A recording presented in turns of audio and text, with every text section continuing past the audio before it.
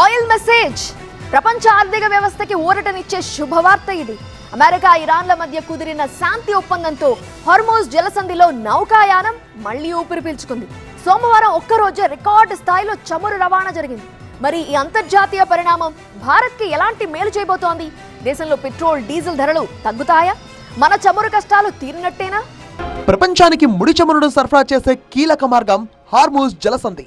ఒక్క ఒప్పందంతో ఒక్క రోజులోనే 1,90,00,000 బ్యారెళ్ల ముడి చమురు హార్మూజ్ దాటింది.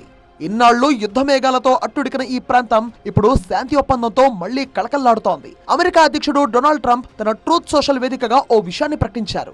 అత్యున్నత స్థాయి అణు తనిఖీలకు ఇరాన్ అంగీకరించిందని, చమురు ధరలు పడిపోతుండటంతో ప్రపంచం సురక్షితంగా మారిందని ట్రంప్ చెప్పుకొచ్చారు. అమెరికా ఇచ్చే నిధులతో ఇరాన్ కేవలం ఆహారం, వైద్య సామాగ్రి మాత్రమే కొనుగోలు చేయాలని, అది కూడా అమెరికా నుంచారని స్పష్టం చేశారు.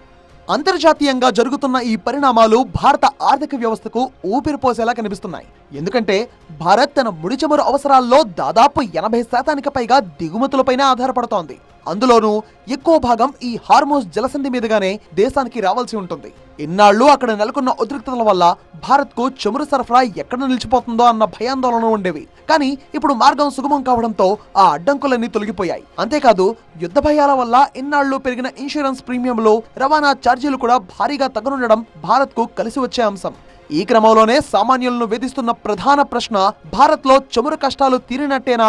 పెట్రోల్, డీజిల్ ధరలు తగ్గుతాయా అని. దీనికి నిపుణులు అవుననే సమాధానం ఇస్తున్నారు. ఇరాన్ సంక్షోభం కారణంగా అంతర్జాతీయ మార్కెట్లలో ముడి చమురు ధరలు గతంలో మండిపోయాయి. కానీ తాజా ఒప్పందంతో మార్కెట్లోకి చమురు సరఫరా ఒక్కసారిగా పెరిగింది. ఫలితంగా అంతర్జాతీయంగా బ్యారెల్ క్రూడ్ ఆయిల్ ధరలు వేగంగా పడిపోతున్నాయి. ఈ పతనం గనక ఇలాగే స్థిరంగా కొనసాగితే ఏమో దేశీయ చమురు కంపెనీలపై భారం తగ్గి పెట్రోల్, డీజిల్ ధరలు తగ్గినా తగ్గొచ్చు అంటున్నారు మార్కెట్ విశ్లేషకులు. మొత్తానికి అమెరికా, ఇరాన్ ఒప్పందం కేవలం ఆ రెండు దేశాలకే పరిమితం కాలేదు. గ్లోబల్ మార్కెట్ తో పాటు భారత సామాన్యుడి జేబుకు కూడా ఇది పెద్ద ఉపశమనం కలిగించబోతోంది.